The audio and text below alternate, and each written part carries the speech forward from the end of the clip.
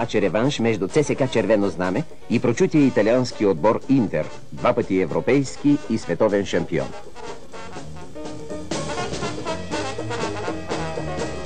Началото е на нашите момчета.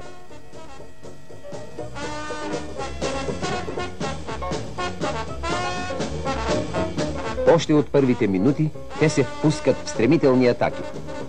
Един след друг се редят ударите.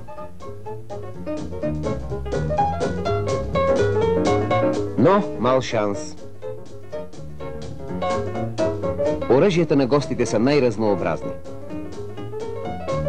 Този път съдията за Ракиеги е категоричен. Двоен удар.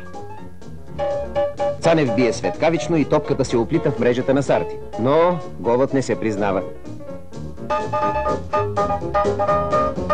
През второто полувреме играта не променя своя облик. Армейците щурмуват и през цялото време притискат отбраната на италианците. Коварната топка е пред нашата врата.